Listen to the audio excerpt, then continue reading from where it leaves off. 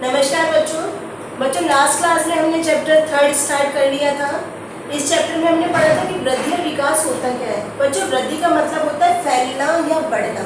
वृद्धि का मतलब होता है कि किसी के अंदर आकार में वृद्धि होना, ठीक है, ये मतलब किसी में बढ़त होना, ये वृद्धि कहलाता है। संरचनात्मक शारीरिक परिवर्तन होता है।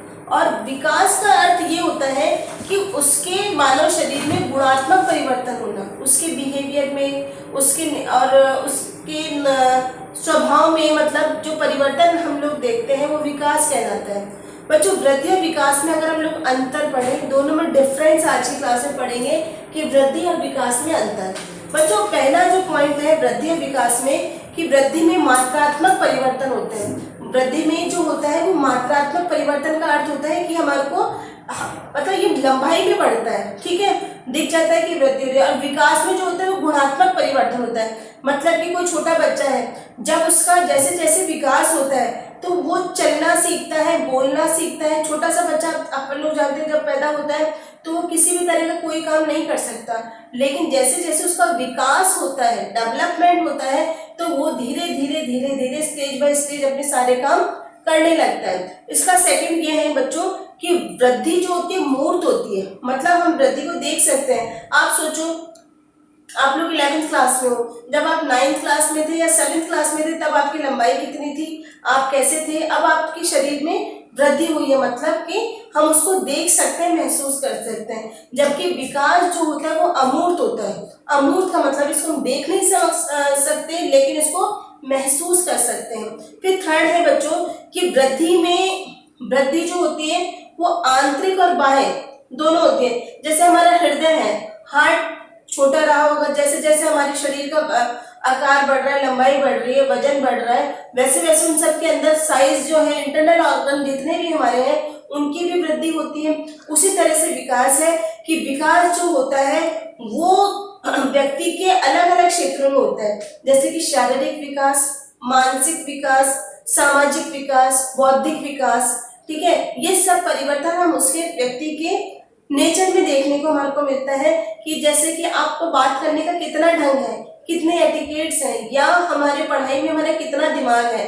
तो ये सब हमारे मानसिक परिवर्तन या मानसिक विकास को हमारे को प्रदर्शित करते हैं, दिखाते हैं। बच्चों लास्ट ये है कि जो वृद्धि होती है भ्रूणावस्था। बच्चों भ्रूणावस्था का मतलब ये होता है कि जिस दिन से हमारी उत्पत्ति होना शुरू हुई थी, मतलब भ्रूण छोटा सा एम्ब्रियो, उस दिन से लेके हमारे वृद्धि जो होती है वो परिपक्वावस्था, मतलब जिस एज तक हमारी लंबाई बढ़ती है वहां तक जो होती है वृद्धि चलती रहती है। लेकिन जो विकास है वो जन्म मतलब भ्रूणावस्था से लेके, भ्रूणावस्था हमारे शरीर का निर्माण होना जब चालू होता है एक कोशिका से, ठीक है, जब से लेके जब तक हम मर जाते हैं हमारी मृत्यु तक हमारा विकास निरंतर चलता रहता है। तो बच्चों ये तो थे हमारे वृद्धि और विकास में अंतर। इसके बाद हम लोग अभी पढ़ेंगे बच्चों कि विकास की अवस्थाएं। विकास में बच्चों विकास की अवस्थाएं का सामान्य अर्थ ये समझ लो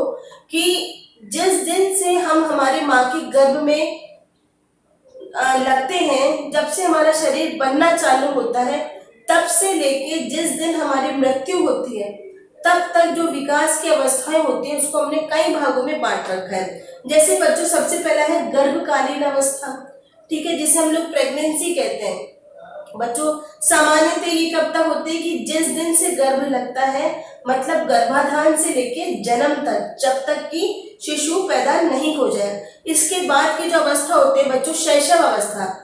छोटा बच्चा है वो पैदा होकर के बाहर आया है, तो वो 2 साल का जब तक होता है, जन्म से लेके 2 साल तक के बच्चे को हम लोग शिशु कहते हैं, ठीक है। इसको इंग्लिश में कहते हैं इन्फेंट या इन्फेंसी एज, ठीक है। इसके बाद में बच्चों आता है बाल्यावस्था। बाल्यावस्था मतलब चाइल्डहुड। बच्चों चाइल्डहुड सबको अपना अपना बचपन याद होगा कि 2 साल से लेकर के हमारे 6 साल तक, ठीक है, 6 साल तक जो चलते हैं वो तो होती है पूर्व बाल्यावस्था। 6 साल से लेके 12 साल तक, ठीक है, वो होती है पश्चिम बाल्यावस्था, मतलब बाल्यावस्था को दो भागों में बांटा गया है। इसके बाद बच्चों सबसे अच्छी एज आती है किशोरावस्था, जिसमें आप लोग चल रहे हो, वो होता है एडोलेसेंट एज। एडोलेसेंट एज जो होता है सब लोगों में बच्चों 12 साल से स्टार्ट हो जाती है ये, और ये लगभग हमारे चलता है मतलब 17-18 साल मान लीजिए, या फिर 21 साल तक। ठीक है, ये सबके अलग अलग होता है।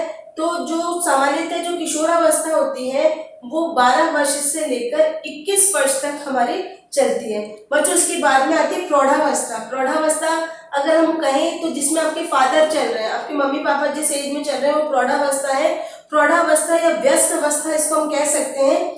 इसमें बच्चों जो एज होती है वो होती है 40 से लेके 60 वर्ष तक। लेकिन बच्चों इससे पहले की जो अवस्था होती है वो होती है युवावस्था, मतलब कि 21 साल से लेके 40 साल तक जब हमारी शादी ब्याह होते हैं, हमारा जॉब जो होता है वो हम लोग डिसाइड कर लेते हैं कि हाँ ये जॉब हमारे को करना है, हमारे अंदर कोई चॉइस नहीं रहती। ठीक है, तब हमारे युवावस्था चलती है। युवावस्था के बाद में आती है वयस्क अवस्था।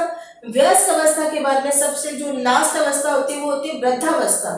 वृद्धावस्था जो होती है बच्चों हमारे यहाँ पे मान लेते हैं 60 साल से लेके जब तक डेथ नहीं होती है तब तक वृद्धावस्था चलती है। इसमें बहुत सारे परिवर्तन होते हैं। तो ये सारी विकास की अवस्थाएं थी।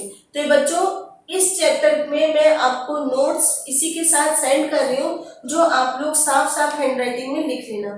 Thank you.